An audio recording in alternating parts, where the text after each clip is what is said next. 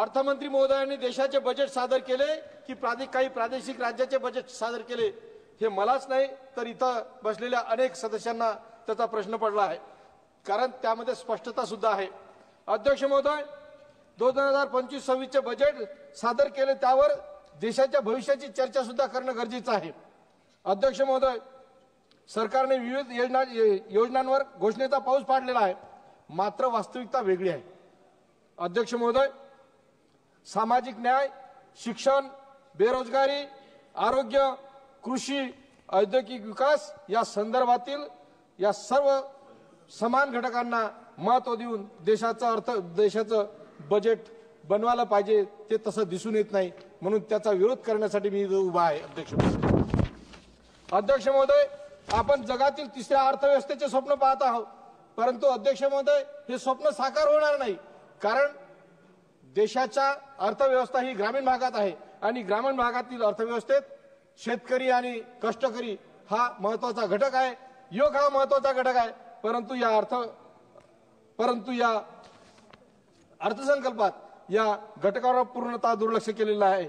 अध्यक्ष महोदय, आपल्या पंतप्रधानांनी 2014 साली सांगितले होते शेतकऱ्याचे उत्पन्न दुप्पट करू, परंतु अध्यक्ष महोदय, आतापर्यंत ते उत्पन्न कसे दुप्पट करू हे आजपर्यंतही सांगितलं गेलं नाही। अध्यक्ष महोदय, मी वास्तविक स्थिती मांडतो, मला 2014 साली एकरी 11 क्विंटल कापूस झाला होता, पण या वर्षी अध्यक्ष महोदय केवळ 8 क्विंटल कापूस झाला आणि आपल्या बजेटमध्ये सांगितलं गेलं आहे की 5 वर्षाच्या कापसाच्या 5 वर्ष वाढीचा कालबद्ध उत्पन्न वाढीचा कालबद्ध कार्यक्रम दिलेला आहे, पण कसा दिलेला आहे हे काही सांगितलं गेलं नाही। अध्यक्ष महोदय, अंगणवाडी ते उच्च शिक्षणापर्यंत कुठली भरीव तरतूद नाही।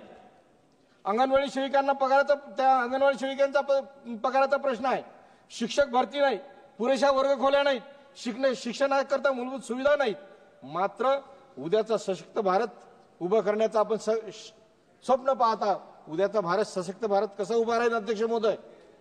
अध्यक्ष महोदय, आजही आपण 80 करोड लोकांना फ्री अन्नधान्य देतो, ही अभिमानाची गोष्ट नाही। अध्यक्ष महोदय, आपण कसा श्रीमंत भारत करू शकू अशा? अध्यक्ष महोदय, काल पंतप्रधान महोदयांनी 25 करोड लोकांना गरिबीच्या वर आणले असे सांगितले, त्याचे विश्लेषण केले नाही। अध्यक्ष महोदय, 25 करोड गरिबीच्या वर आणले, 80 करोड लोकांना अन्नधान्य दिले, हे झाले 105 करोड, आणि मग 35 करोड लोक देशातले काय, त्याची स्थिती काय आहे असं पंतप्रधानांनी त्या 35 करोड लोकांची स्थिती सांगितली नाही। अध्यक्ष महोदय, आजही रोजगार हमीचे पैसे, कामाचे पैसे न मिळाल्यामुळे माझ्या मेळघाटमधील युवकांना आत्महत्या केली, ही वस्तुस्थिती आहे। अध्यक्ष महोदय, म्हणजे मनरेगाचे पैसे जर, मजुरीचे पैसे जर मिळत नसेल तर देशाची आर्थिक परिस्थिती काय आपल्याला सांगता येईल? अध्यक्ष महोदय, पुन्हा प्रधानमंत्र्यांनी काल परवाच्या भाषणात जे काही आकडे दिले ते म्हणजे कोणा एजन्सीकडून घेतले, त्यांनी काय केलं, कुठलं निरीक्षण केलं, काय हे मला कल्पना नाही, पण हास्यास्पद असे आकडे आहेत। देशाचे पंतप्रधान म्हणाले 4 करोड लोकांना घरे दिले, 2022 पर्यंत सर्वांना घरे देणार होते, पण गेल्या 11 वर्षात फक्त 4 करोड घरे दिले, आणि किती घरं बाकी आहेत हे सुद्धा सांगितलं गेलं नाही। अध्यक्ष महोदय, पुढे प्रधानमंत्री असे म्हणतात की 12 करोड शौचालय दिले, त्याचं विश्लेषण नाही। शौचालयाचं टार्गेट किती होतं त्याचं विश्लेषण नाही। पुढे त्यांनी सांगितलं 12 करोड लोकांना नळाद्वारे पाणी दिलं, त्याचं विश्लेषण नाही। कोणाला देणार होते, कसे दिले हे सांगितलं नाही। 10 करोड लोक वेगवेगळ्या योजनेचे चुकीचे लाभार्थी आहेत, त्यामुळे ते शोधले आणि 3 लाख करोड पैसे वाचले म्हणतात। अध्यक्ष महोदय, मी हे माहितीच्या अधिकारात मागणारच आहोत की कसे पैसे वाचले म्हणून, पण त्यांनी विश्लेषण दिलं नाही। अध्यक्ष महोदय, स्वच्छ भारत योजनेअंतर्गत 2,03,00,000 करोड रुपयाचा कचरा एकूण सरकारी तिजोरीत जमा पैसे झाले असे सांगितलं। अध्यक्ष महोदय, त्याचं विश्लेषण नाही। आयुष्यमान भारत योजनेमध्ये 1,20,00,000 करोड लोकांचे पैसे वाचले, ते कसे पैसे वाचले हे सांगितलं गेलं नाही। अध्यक्ष महोदय, जनऔषधीमुळे 30,000 करोड रुपये लोकांचे वाचले, ते कसे वाचले हे सांगितलं नाही। अध्यक्ष महोदय, घराची स्वच्छता राखल्यानं स्वच्छता अभियान राबवलं आणि आपल्या घराची स्वच्छता राबवली, त्यामुळे 70,000 करोड लोकांचे पैसे वाचले. म्हणजे कुठले गणित आहे, कुठलं काय हे मला अजून समजलं नाही. मी म्हणून म्हणतो की माहितीच्या अधिकारात मी हे आकडे मागणारच आहोत. पण ते आणि त्या पलीकडे माती परीक्षण केलं, त्यामुळे 30,000 हेक्टरी 3,000 रुपये हेक्टरी लोकांचे वाचले, शेतकऱ्यांचे वाचले. म्हणजे अशी जी आकडेवारी आहे ती अध्यक्ष महोदय, माननीय प्रधानमंत्री महोदयांनी त्या दिवशीच्या भाषणात माननीय यांच्या तुमच्या राष्ट्रपतींच्या अभिभाषणात ती व्यक्त केली. मी ही आकडेवारी कुठून आणली, कशी आणली हे काही त्याला आधार नाही. पण अध्यक्ष महोदय, आमच्या महाराष्ट्रात उल्हास एक अभियान सुरू केलं महाराष्ट्र सरकारनं अध्यक्ष महोदय. त्याच्या मागे कोणाचं डोकं आहे काय आहे हे माहित नाही, पण निश्चितच महाराष्ट्र सरकारचं खाली डोकं वर पाय आहे हे म्हणण्यास हरकत नाही. त्याचं असं आहे अध्यक्ष महोदय, उल्हास या अभियानाचं जे 35 ते 70 वयोगटातील जे लोक आहेत त्यांना शोधून ते निरक्षर असतील तर त्यांना शिकवा, आणि जे विद्यार्थी वर्गात बसलेले आहेत, जे चिमुकले आहेत, ज्यांना शिक्षणाची गरज आहे त्यांना शिक्षण देऊ नका. हे शासनाचं धोरण आहे. हे पाप करणारे महाराष्ट्र सरकार पाप करणं चालू आहे अध्यक्ष महोदय. कारण वर्गातल्या विद्यार्थ्यांना शिकू नका आणि बाहेरच्या 35 ते 70 वयोगटातील लोकांना त्यांचं सर्वे करा आणि शिकवा, ही अशी पद्धत आहे. त्यामुळे सरकार अध्यक्ष महोदय आपले प्रधानमंत्री विश्वगुरु होणार आहे म्हणते, पण ही मोठी अडचण आहे. ही मोठी अडचण आहे की आज जर विद्यार्थ्यांना शिकवत ना, जर निरक्षरांना शिकवत असाल तर ही फार मोठी अडचण आहे अध्यक्ष महोदय. म्हणून विश्वगुरु पाहण्याचे स्वप्न आपले इथेच थांबणार आहेत अध्यक्ष महोदय. अध्यक्ष महोदय, केंद्रीय 2025-26च्या केंद्रीय अर्थसंकल्पातील सामाजिक कल्याण निधी वाटपाच्या मूल्यांवर मी बोलू इच्छितो अध्यक्ष महोदय. अध्यक्ष महोदय, अनुसूचित जाती जमातीच्या विकासापासून वंचित ठेवणारे हे केंद्राचं बजेट आहे अध्यक्ष महोदय.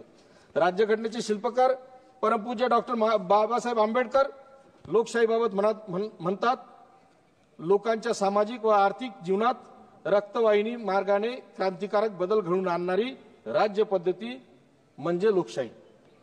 अध्यक्ष महोदय, राजकीय लोकशाहीचे रूपांतर सामाजिक लोकशाहीत त्वरित झाले पाहिजे असे बाबासाहेब सांगत होते. अन्यथा लोकशाहीला धोका पोहोचू शकतो, ही वस्तुस्थिती आहे अध्यक्ष महोदय. अध्यक्ष महोदय, संवैधानिक कर्तव्याचा भाग म्हणून संविधानाच्या भाग 4 मधील अनुच्छेद 36 ते 51 नुसार नीतिनिर्देशाचे पालन करणे ही राज्याची जबाबदारी आहे अध्यक्ष महोदय. अनुच्छेद 46 हे शैक्षणिक, सामाजिक, आर्थिक न्यायाचे तत्व अधोरेखित करतात अध्यक्ष महोदय. पण अध्यक्ष महोदय, 2025-26च्या बजेटमध्ये शोषित वंचित वर्गासाठी, बहुजन व अल्पसंख्याकांसाठी बजेटमध्ये योग्य तरतूद नाही आणि त्याच्या विकासासाठी निर्णयाची घोषणा होईल अशी अपेक्षा सुद्धा भंग झाली. अध्यक्ष महोदय, संविधान की बात विकास के साथ हा अजेंडा निश्चित करून त्या दिशेने काम इमानदारीने केले तर संविधानाचे ध्येय गाठू शकतो अध्यक्ष महोदय. पण सरकारचे प्रामाणिक प्रयत्न पाहिजेत अध्यक्ष महोदय.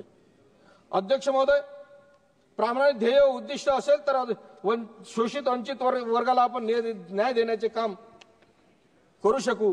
मागच्या आमच्या हक्काचे बजेटमध्ये आमचा हक्काचा वाटा, आमचे शिक्षण, आमचे आरोग्य, आमची उपजीविका, आमचा रोजगार, आमची सुरक्षा, सन्मानाने जगणे संविधानाने जे दिले ते आम्हाला या बजेटमध्ये दिसत नाही अध्यक्ष महोदय.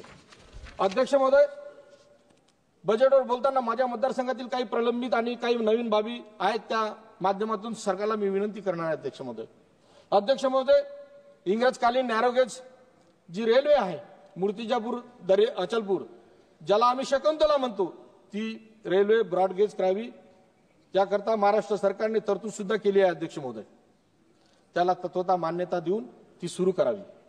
नळगंगा वैनगंगा नदीजोड प्रकल्प लवकर सुरू करण्यात यावा. अमरावतीतील विमानतळाबाबत अध्यक्ष महोदय फार रंजक गोष्ट आहे. तारीख पे तारीख चालू आहे अध्यक्ष महोदय. अध्यक्ष लवकर खत्म करणार आहोत, अन्याय करू नका. 1 मिनिट और खत्म करिए. तर मंत्री महोदय, उड्डाण मंत्री महोदयांनी यावर लक्ष घालून तो लवकर सुरू करावं. कापूस आणि संत्र्याची पिकं फार मोठ्या प्रमाणावर असल्यामुळे सूतगिरणी तसेच संत्र्यावर प्रक्रिया करणारे उद्योग उभारावे. फिनले मिलचा प्रश्न असा आहे अध्यक्ष महोदय, अनेक युवकांनी आत्महत्या केली. त्यांचे जे पगार आहेत ते पगार सुद्धा आले. फिनले मूल चालू असल्यामुळे ते बेरोजगार झाले. चालू नसल्यामुळे म्हणून फिनले मूल सुद्धा चालू केले गेले पाहिजे. आणि विशेष म्हणजे अध्यक्ष महोदय, मेळघाट येथे पिण्याचे पाणी, रस्ते, वीज ह्या मूलभूत सुविधा करता ज्या काही वन विभागाच्या जाचक अटी आहेत त्या रद्द केल्या पाहिजेत. अध्यक्ष महोदय, अभिजात भाषेचा दर्जा दिला मराठीला. मराठीचं जे संमेलन आहे, मराठी संमेलन अखिल भारतीय, ते दिल्लीत आहेत. अध्यक्ष महोदय, गुमानला मराठी साहित्य संमेलन भरलं होतं. त्यावेळेस तत्कालीन रेल्वे मंत्र्यांनी 2 गाड्या मोफत दिल्या होत्या, रेल्वे गाड्या. आणि आज या सरकारनं मराठी भाषेला अभिजात दर्जा तर दिला, परंतु रेल्वे गाड्यांसाठी तिप्पटनं पैसे आकारले. आणि तिप्पटनं पैसे आकारले नाही तर वेटिंग चार्ज सुद्धा लागला. अध्यक्ष महोदय, महात्मा ज्योतिबा फुले म्हणत होते, समाज हे झाडे आहे, आपण त्याची फळे आहोत. या विचाराने प्रेरित होऊन आपण समाजातील सर्व घटकांच्या कल्याणासाठी कटिबद्ध असले पाहिजे, हा असा अर्थसंकल्प असला पाहिजे होता. अध्यक्ष महोदय, दिल को दिल से जोड़ना था. अध्यक्ष महोदय, दिल को दिल से जोड़ना था, एक ऐसा सिलसिला है, जो गरीब था वो गरीब हुआ, जो अमीर था वो अमीर हुआ. कारण या अर्थसंकल्पात सामाजिक कल्याण योजनेसाठी केलेले वाटप अपुरे व निराशजनक आहे. अध्यक्ष महोदय, हम बात करते हैं विकसित भारत की, हम बात करते हैं आत्मनिर्भर भारत की. पण अध्यक्ष महोदय, एनडीए सरकारला 11 वर्ष झाले, तरी पण एनडीए सरकार आजही विचारते 70 साल में कांग्रेस ने क्या किया. हिंदू खतरे में है, आनी बानी, बटेंगे कटेंगे, एक हो तो शेप हो, याच्या पुढे गाडीच चालली नाही सरकारची. अजूनही शब्द ते वापरावे लागतात. अध्यक्ष महोदय, मी दाव्याने सांगतो, आणीबाणीचा नेहमीचा उल्लेख इथं होत असते सभागृहात. आणीबाणीला या सरकारचा आरएसएसचा पाठिंबा होता, हे मी दाव्याने सांगतो. अध्यक्ष महोदय, शेवटी आखिर ये बोलता मैं, जिंदा जा नहीं सकता और मरा हुआ आकर बता नहीं सकता, तो फिर किसने स्वर्ग और नरक बताया. अध्यक्ष महोदय, धन्यवाद. यही शब्द मेरा सुदामा प्रसाद जी खत्म करता और इसका पुरजोर विरोध करता और रुकता. माननीय सभापति महोदया, आपका आभार कि आपने मुझे बोलने का मौका दिया.